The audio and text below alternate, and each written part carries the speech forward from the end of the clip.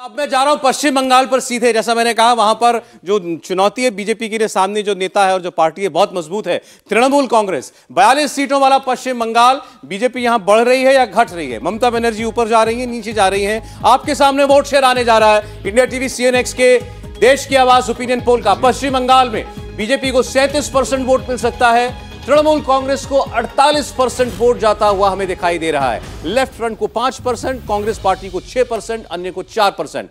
यहां हम ये मान के चल रहे हैं कि ये अलायंस हो रहा है, मतलब तृणमूल, लेफ्ट और कांग्रेस का वोट शेयर जुड़ रहा है। उस परिस्थिति में अगर आप देखेंगे तो एक बहुत फॉर्मिडेबल कॉम्बिनेशन दिखाई देता है और तृणमूल कांग्रेस अपने ही दम पर 48% वोट हासिल करती हुई हमें दिखाई दे रही है। बीजेपी को 37% वोट दिखाई दे रहा है। 2019 में भी सबसे बड़ी पार्टी तृणमूल कांग्रेस ही बनी थी और हम लोकसभा चुनाव की बात कर रहे हैं। लेकिन क्या ये गैप 19 से ज्यादा है? आप वोट शेयर में अगर देखें और अलायंस को खास तौर पर जोड़ देते हैं तो लगता है कि ये गठबंधन जो है और ममता बनर्जी पश्चिम बंगाल में बीजेपी की दाल नहीं गलने दे रहा है। कम से कम उस हद तक तो नहीं जहां तक भारतीय जनता पार्टी चाहती होगी। मैं अभी सीट नहीं खोल रहा हूं, 1 मिनट के अंदर सीट भी आपको बताऊंगा, लेकिन वोट क्या बता रहा है प्रदीप जी? वोट बता रहा है कि पोल पोजीशन में है ममता बनर्जी। उन्होंने कंसोलिडेट किया है। पंचायत चुनाव में जो नतीजा आया है, इतनी हिंसा वगैरह के बावजूद उसको माइनस कर दें तब भी उनकी जो स्थिति है उसको कोई हिला नहीं सकता, कोई डिगा नहीं सकता। ये बड़ा स्पष्ट दिखाई दे रहा है। लेकिन लोकसभा चुनाव विधानसभा और पंचायत चुनाव से अलग होता है। हालांकि पश्चिम बंगाल में एक ये ट्रेंड है कि पंचायत में जो आगे दिखता है वही लोकसभा में भी आगे दिखता है। ये काफ़ी समय से ट्रेंड चल रहा है, तो वो एक इंडिकेटर होता है। तो इंडिकेटर जो है बिल्कुल सही है। तृणमूल कांग्रेस नंबर 1 है, इसमें कोई दो राय नहीं है। बीजेपी अब यहाँ से कितना रिकवर कर सकती है, उसको सबसे बड़ा सेटबैक लगा 2021 के विधानसभा चुनाव के बाद। जो हिंसा हुई बीजेपी के कार्यकर्ताओं के साथ, उनको जो पलायन करना पड़ा, घर जलाए गए, बलात्कार, हत्या जो कुछ हुई, उनको लगता है कि राष्ट्रीय पार्टी ने हमको छोड़ दिया, हमारी सुध नहीं ली, हमारी सुरक्षा के लिए कुछ किया नहीं। बीजेपी का वर्कर ये सोचता है। हाँ, इसलिए उनके मन में निराशा है। लेकिन वो परिस्थिति बदल रही है, उसको बदलने में समय लगेगा। चुनाव आते आते कितना बदलाव होगा ये देखने की बात। चलिए अब मैं सीधे सीटें दिखा रहा हूं आपको। अब इंडिया टीवी CNX का ओपिनियन पोल। पश्चिम बंगाल की 42 सीटें। पिछली बार तृणमूल के पास 22 सीट थी, बीजेपी के पास 18 सीट थी। बीजेपी बढ़ रही है या घट रही है? आपके सामने आ रही हैं सीटें पश्चिम बंगाल की। ओपिनियन पोल के मुताबिक तृणमूल कांग्रेस एक लंबी छलांग लगाते हुए 22 से 29 पर पहुंचती दिखाई दे रही है। बीजेपी को 6 सीटों का नुकसान बंगाल में हो सकता है, 12 पर आकर सिमट सकता है बीजेपी का आंकड़ा। लोकसभा चुनाव अगर आज हो जाए पश्चिम बंगाल में तो 12 सीटें बीजेपी जीतेगी। 2019 में 18 सीटें जीतने वाली पार्टी को 6 सीटों का नुकसान, और दूसरी ओर कांग्रेस पार्टी को भी 1 सीट का नुकसान। 2 सीटें कांग्रेस के पास थी, वो 1 सीट पर आ सकती है। तो ये आप देख रहे हैं कि बीजेपी को नुकसान बंगाल में होता दिख रहा है। और ओवरऑल टैली पर अब आप जरा नजर डालिए। 228 पर भाजपा, इंडिया अलायंस 146 पर आ चुका है और अन्य 37 पर। 411 सीटों का सर्वे हम आपको दिखा चुके हैं, यानी 130 सीटें जो हैं वो अभी आना और बाकी हैं। 228 एनडीए, 146 इंडिया अलायंस, 37 सीटों पर अन्य आपको दिखाई दे रहे हैं खड़े हुए। तो पश्चिम बंगाल की 42 सीटों में इजाफा तृणमूल कांग्रेस कर रही है इंडिया अलायंस में। लेकिन और प्लस माइनस एक बार जल्दी से देख लीजिए आप। बीजेपी 6 सीट का नुकसान, 6 सीट का नुकसान भाजपा को 2019 की तुलना में। तृणमूल कांग्रेस को 7 सीटों का फायदा और कांग्रेस पार्टी को 1 सीट का नुकसान। जी कुछ कह रहे थे? नहीं, हम ये कह रहे हैं कि ये देखिए, इसका मतलब अलायंस से टीएमसी को फायदा हो रहा है, कांग्रेस और सीपीएम को नहीं हो रहा है। तो टीएमसी की सीटें बढ़ रही हैं, उसकी वजह यह है कि मुस्लिम वोट का कंसोलिडेशन और ज्यादा हो रहा है। वो जो डिवीजन थोड़ा बहुत होता था सीपीएम और कांग्रेस की तरफ, वो खत्म हो जाए। इसीलिए टीएमसी चाहती है कि कांग्रेस और सीपीएम चुनाव लड़े ही ना पश्चिम बंगाल में, या उनके अलायंस का मतलब यह है कि वो सब सिर्फ तृणमूल ही लड़ ले वहां पर। हाँ, वो कह रहे हैं कि बंगाल हमारे लिए छोड़ दीजिए, बाकी देश में आप लड़िए, बाकी देश में हम आपका समर्थन करेंगे। पृथ्वी जी जरा जल्दी से, क्योंकि इसके क्षेत्रवार भी नतीजे हमारे पास है। रीजन वाइज क्या ट्रेंड निकल करके आया है ओपिनियन पोल का पश्चिम बंगाल में? नॉर्थ बंगाल में देखिए आप 8 सीटें हैं, भाजपा इन 8 में से 5 सीटें जीत सकती है, तृणमूल कांग्रेस 3 सीटें। तो नॉर्थ बंगाल में बीजेपी का प्रभाव है भी, तो वहां पर वो आपको सीटों में भी दिखाई देगा। 5 पर बीजेपी, 3 पर तृणमूल कांग्रेस दिखाई दे रहा है। ईस्ट बंगाल, यहां बीजेपी 9 है, तृणमूल कांग्रेस 9, बीजेपी 2 है, तृणमूल कांग्रेस 9 है। और कांग्रेस पार्टी की जो एक सीट मिल रही है वो भी पूर्वी बंगाल से मिलती हुई हमें दिखाई दे रही है। ग्रेटर कोलकाता रीजन में तृणमूल कांग्रेस का पूरा दबदबा यहां आपको दिखाई दे रहा है। 5 सीटें हैं, पांचों की पांचों सीटें ममता बनर्जी को मिलती हुई दिखाई दे रही हैं। साउथ वेस्ट बंगाल में 17 सीटें, बड़ा रीजन है, यहां बीजेपी 5 पर है, तृणमूल कांग्रेस 12 पर खड़ी हुई हमें दिखाई दे रही है। तो ये बंगाल की परिस्थिति जो है वो आपके सामने इस वक्त है। तो बीजेपी के लिए एक सेटबैक जरूर है बंगाल में, क्योंकि 19 के बाद 18 सीटें जीतने के बाद वहां से पार्टी को लगता होगा कि हमारे कदम आगे ही बढ़ने चाहिए, लेकिन रिवर्स गियर में जाती हुई पार्टी हमें यहां पर दिखाई दे रही है। हर्षवर्धन जी। नहीं, निश्चित तौर पर बंगाल बड़ी चुनौती है, लेकिन यहाँ एक चीज है जो मुझे लगता है कि एक कैच 22 की सिचुएशन जिसको हम कहते हैं ना, अगर हम ये कह रहे हैं कि लेफ्ट कांग्रेस और ममता बनर्जी एक साथ आ जाएंगी तो वोटों का कुछ क्षरण नहीं होगा टीएमसी में। ये मुझे थोड़ा सा लगता है कि ऐसा राजनीति में होता नहीं है, क्योंकि तृणमूल कांग्रेस और लेफ्ट के कार्यकर्ता एक दूसरे को, आप अभी भी अगर इसके बीच में भी कोई तृणमूल का प्रवक्ता होता तो वो यहीं से शुरू करता कि वो भात में खून मिलाकर खिला दिया इन लोगों ने, ये पापी हैं, ये राक्षस हैं। तो उन राक्षस और पापियों के साथ कैसे एक साथ बैठेंगे? और अगर वो एक साथ बैठेंगे तो क्या वो प्रतिक्रिया वाला वोट नहीं होगा?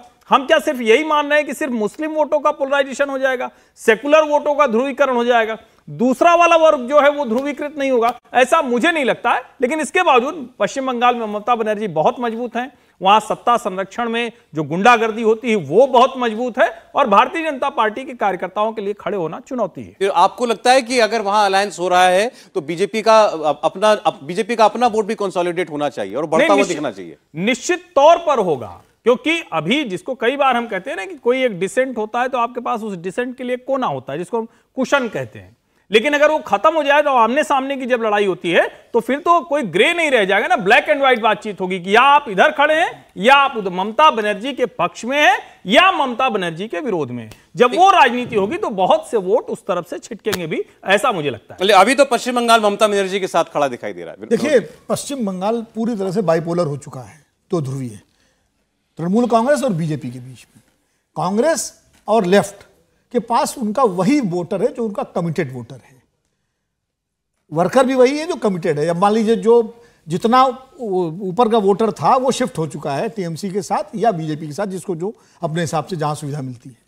इसलिए अलायंस वहां हो या न हो, नतीजे लगभग यही होने हैं, क्योंकि वोटर बिल्कुल पोलराइज्ड है। आप सहमत हैं इस आंकड़े से? हाँ, तो हम सभी सहमत हैं कि अभी आज की तारीख में, अब आज की स्थिति में तो यही स्थिति है। अब 6 महीने बाद क्या स्थिति बनती है उस पर हम भविष्यवाणी नहीं कर सकते। मैं आपको बताऊं, हम लोग अभी आज से 2-4 महीना पहले जब बात करते थे, 4 महीना पहले कम से कम, ये चुनाव से थोड़ा काफी पहले, तो कुछ लोग बंगाल समझने वाले कहते थे बीजेपी को डबल डिजिट में आने में भी दिक्कत होगी पश्चिम बंगाल के अंदर। ये एक नौबत वो भी पहुंची थी। तो ये ये जो अभी जो परिस्थिति दिख रही है, क्या ये कुछ संभली हुई परिस्थिति है? आ जाएगी कहते थे, 14 वाली स्थिति में आ जाएगी। नहीं, 2-3 वाले मालूम मैं नहीं हूं। मुझे तो यही लगता है कि मतलब ये डबल डिजिट आने में दिक्कत होगी कि नहीं दिक्कत होगी, क्योंकि 12 और 9 मतलब 3 सीटों का फर्क है। 3 सीटें कम हो जाए तो डबल डिजिट नीचे हो जाएगा, 1 सीट आगे बढ़ जाए तो 10 हो जाएंगे। तो मार्जिन पे ही है मामला। लेकिन यह जरूर है कि बंगाल पूरी तरह से पोलराइज स्टेट हो गया इस समय, और अब सीपीएम का जो वोटर है वो सीपीएम के साथ ही रहना है, चाहे सीपीएम लड़े चाहे न लड़े। जितना बीजेपी के साथ जाना था रिएक्शन में, वो विधानसभा चुनाव में जा चुका, तभी बीजेपी 3 से 77 पर पहुंची है, और वो अब कहीं हिलने वाला नहीं जो जिसके साथ चला गया है, जिन परिस्थितियों में चुनाव होंगे। हाँ, अब लोकसभा चुनाव के टाइम कोई ऐसी बड़ी घटना हो जाए, कुछ हो जाए कि इससे पूरा नेशनल सिनेरियो बदल जाए, पूरा जो है क्या कहते हैं नैरेटिव बदल जाए, माहौल बंदी दूसरी हो जाए, तो अलग बात है। लेकिन आज की तारीख में जैसा सर्वे ने कहा, लगभग वही नतीजा दिखाए। भाई 48% वोट और 37% वोट में मतलब गैप देखिए ना, 11% वोट। बीजेपी के कदम बढ़ नहीं पा रहे, इसकी सबसे बड़ी वजह बंगाल में क्या? भावेश, आपको क्या मिली? बीजेपी की जो सबसे बड़ी प्रॉब्लम है वहाँ पे बीजेपी की जो राजनीति है, पिछले विधानसभा चुनाव की बात करते हैं, उससे पहले जो था बीजेपी एक स्ट्रांग पार्टी थी। एक इनफैक्ट कई सारे लोग ये भी बताते कि 2021 में जीत सकती थी बीजेपी वहाँ पे, पर 2021 के बाद देखिए जिस तरह का वायलेंस वहाँ पे हुआ, और जैसे प्रदीप जी ने बताया अपने कार्यकर्ता को बीजेपी उस तरह प्रोटेक्ट नहीं कर पाई। उसके बाद एक बड़ा मुद्दा था, जिस तरह बीजेपी के साथ जो मतुआ समुदाय के लोग जुड़े थे सीए को लेके, उसके बाद बीजेपी उसको ठंडे बस्ते में डाल के इसके बाद उसमें उसमें उस समुदाय में कंफ्यूजन है, उसको फिर से बीजेपी को सपोर्ट करना चाहिए या नहीं करना चाहिए। इसलिए आप देखेंगे वो जो इलाका है जहाँ पे बनगांव है, वहाँ से शांतनु ठाकुर भले ही जीत रहे हैं, लेकिन उस एरिया में भी टीएमसी अच्छा करेगी। दूसरा ये जो नॉर्थ बंगाल का जो एरिया, उसमें बीजेपी अपना वोट कंसोलिडेट करी, अच्छी तरीक़ा से करी, इसलिए देखेंगे आप वहाँ पे 5 सीटें बीजेपी जीत रही है। और जो अधिकारी फैमिली का जो स्ट्रॉन्ग होल्ड है वहाँ पे बीजेपी के, बाकी और जगह ना बीजेपी कहीं कोई लड़ाई में भी नहीं दिख रही है। और दूसरी बात है बीजेपी के जो पॉलिटिक्स आप देखें ना, उस बाकी रीजन्स को लेके, अभी देखिए हाल फिलहाल में एक बीजेपी ने स्टेप लिया था, नॉर्थ बंगाल से आने वाले अनंत महाराज जो राजवंशी समुदाय के राज्यसभा भेजा है, इसको लेके देखिए आने वाले दिनों में हो सकता है कि जो north Bengal versus other Bengal वो एक बड़ा मामला हो सकता है, जिसकी वजह से बीजेपी को शायद और अब तो वहां चेहरे की भी लड़ाई नहीं रही है। शुभेंदु अधिकारी जो है वो लीडर है भारतीय जनता पार्टी के। देखिए शुभेंदु अधिकारी की जहां तक बात कर रहे हैं, यही जो भी हर्षवर्धन जी कह रहे थे कि जो मान लीजिए जिसने पिटाई की है और उसके साथ चले गए तो सीपीएम को कैसे जाए, तो शुभेंदु अधिकारी तो ममता बनर्जी के साथ रह के वो सारे काम करते रहे जिसके तृणमूल कांग्रेस बदनाम रही, या बीजेपी के सारे वर्कर। बीजेपी की दिक्कत एक ये भी है कि ज्यादा उसकी निर्भरता उन नेताओं पर है जो तृणमूल कांग्रेस से आए और उन्हीं से लोग पिटते रहे। तो जिससे पिटते रहे उसी को आप नेता बना देंगे और तो कैसे उनके साथ लोग जाएंगे? ये समस्या तो वहां भी आएगी ना। बंगाल में एक बात है, मैं आपको बता दूं, बंगाल को लेकर राष्ट्रीय सेवक संघ ने बहुत ज़्यादा फोकस किया है। अगर अभी 2024 को लेकर संघ का सबसे ज़्यादा फोकस जिन 2 राज्यों में अभी लगा रहे हैं, एक उड़ीसा है और एक पश्चिम बंगाल है। संघ का कैडर वहाँ दिन रात बीजेपी के लिए जमीनी स्तर पर काम कर रहा है। इसके अलावा देखिए भारतीय जनता पार्टी ने वहाँ संगठन के हिसाब से भी बहुत बदलाव किए। कैलाश विजयवर्गीय वहाँ के संगठन प्रभारी थे, उनको हटा के सुनील बंसल को वहाँ पर संगठन का प्रभारी बना दिया गया है, प्रदेश अध्यक्ष बदल दिए गए हैं। जमीनी स्तर पर 16 जिला अध्यक्षों को भी पार्टी ने पिछले 3 महीने के अंदर बदला। तो बंगाल भारतीय जनता पार्टी के टारगेट में पार्टी मान के चल रही है कि अगले चुनाव में हमें वहाँ पर कम से कम 20 से 22 सीटें जीतना ही है किसी हालत में। तो मुझे लगता है कि जो सर्वे आया है ये अभी के हिसाब से ठीक हो सकता है, लेकिन आने वाले समय में अभी टाइम है 200 दिनों का। बीजेपी बेहतर करेगी, बिल्कुल वहां भारतीय जनता पार्टी बेहतर करेगी। और एटलीस्ट मुझे सर क्यों लग रहा है जिस हिसाब से जमीनी स्तर पर काम हो रहा है, संगठन बहुत स्ट्रांग लेवल पे काम कर रहा है, उसके परिणाम 200 दिन बाद जब चुनाव होंगे तब दिखेंगे। और मुझे लग रहा है कि भारतीय जनता पार्टी कम से कम जितनी सीटें पिछली बार जीती थी 18 सीटें, उतने तक तो पहुंचने ही वाली है। प्रदीप जी, आपको लगता है यहां से बेहतर करने की गुंजाइश है? गुंजाइश तो है, लेकिन कर पाएगी या नहीं? नहीं, जिस तरह से आप देखिए 2021 के चुनाव के बाद जो स्थिति हो गई थी, उसमें तो लग रहा था पूरी बीजेपी डूब ही गई है जैसे।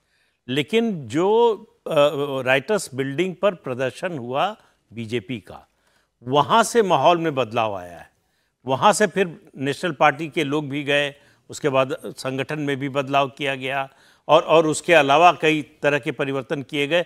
वहाँ से बीजेपी जो है लगातार धीरे धीरे बढ़ती हुई दिख रही है, घटती हुई नहीं दिख रही है। कितना कवर कर पाएगी, कितना आगे बढ़ पाएगी, ये देखने की बात है। लेकिन एक मुद्दा जो भावेश ने उठाया वो बड़ा संवेदनशील मुद्दा है, और वो है मथुआ समुदाय का सीए को लेकर। 18 में वोट मिला था मथुआ समुदाय का पूरा बीजेपी को, इसलिए कि वो उनको उम्मीद थी कि सीए आएगा। लेकिन 21 में ममता बनर्जी ने डराया कि सीए अगर लागू होगा तो पहले तुमको जो है कैंप में रख देंगे, तुमको घोषणा मतलब एफिडेविट देना पड़ेगा कि तुम बाहरी हो और इस देश के रहने वाले नहीं हो, और तुमको कैंप में भेज देंगे, ऐसा कर देंगे। और सीए चूंकि लागू नहीं हुआ इसलिए और निराशा हुई, इसलिए मथुआ समुदाय फिर से टीएमसी के साथ चला गया। इस बार क्या होगा? कई बार 4-5 बार ये वादा कर चुके हैं अमित शाह कि सीए जरूर लागू होगा। क्या लोकसभा चुनाव से पहले लागू होगा? ये एक बड़ा मुद्दा होगा। ये चर्चाएं होती रहती हैं कि शायद उसके नियम जो है बनने वाले हैं। हाँ। लेकिन अब ये अगर नतीजा पश्चिम बंगाल का आता, हमारा सर्वे जो दिखा रहा है, अगर ये 2024 का कोई रुझान है, कोई ट्रेंड है अगर, तो ये ममता बनर्जी के स्टॉक को क्या बता रहा है? ममता बनर्जी का ग्राफ तो बढ़ता हुआ दिखाई दे रहा है इसमें, और उनका जो अपोजिशन का जो कुनबा है उसमें ममता बनर्जी का वजन भी बढ़ेगा। देखिए, ममता बनर्जी का वजन बढ़ा हुआ है, और ममता बनर्जी जिस साम दाम दंड भेद की राजनीति है उसमें बंगाल में निर्विवाद नेता है। शुभेंदु अधिकारी उनके लेफ्टिनेंट थे, आ गए, वो अभी भारतीय जनता पार्टी के साथ हैं। मुकुल राय आए गए, भाजपा में रहते, तृणमूल कार्यालय, वो पता नहीं क्या क्या किया। लेकिन अभी जो एक जिसको भावेश जी ने कहा, अनंत महाराज को भारतीय जनता पार्टी ने राज्यसभा भेज दिया। अब कहने के लिए तो ठीक है, कहेंगे कि उस वर्ग को लेकर आते हैं, उनके नेता हैं, लेकिन मूल रूप से जो राष्ट्रीय स्वयंसेवक संघ और भारतीय जनता पार्टी की किसी भी विभाजनकारी राजनीति वाले नेता को नहीं पसंद करते। ठीक है, राजनीतिक मजबूरी की वजह से बहुत से समझौते भी किए हैं। अनंत महाराज बाकायदा राज्य विभाजन के नेता हैं, वो उनकी मूल पहचान यही है। और उस नेता को अगर भारतीय जनता पार्टी राज्यसभा में भेज रही है, कहा यह जाता है कि चूंकि शुभेंदु अधिकारी ने वही नाम दिया, भारतीय जनता पार्टी की जो यूनिट है वो इसके खिलाफ थी, दूसरे नाम दिए गए थे, तो वहां इतने द्वंद्व में है भाजपा। और जो विधानसभा चुनाव के समय कैलाश विजयवर्गीय जी प्रभारी होकर गए, जो कुछ हुआ वो भाजपा को और पीछे ले गया है। तो कैडर लड़ रहा है, ममता के खिलाफ वहां आक्रोश भी बहुत है। दरअसल पब्लिक लड़के भाजपा को वहां पहुंचा रही है, क्योंकि कांग्रेस और लेफ्ट विकल्प नहीं है। लेकिन अपना नेता ना होना, अपनी कोई पक्की वाली पॉलिसी ना होना, और बीच बीच में लगना कि अच्छा चलो ये चांस ले लेते हैं, शायद इसी पे कुछ हो जाएगा, वो भाजपा को मुश्किल में डाल रहा है। इंडिया टीवी हर वक्त हर जगह डाउनलोड करने के लिए सर्च करें India TV news Google play store या ऐप स्टोर पर।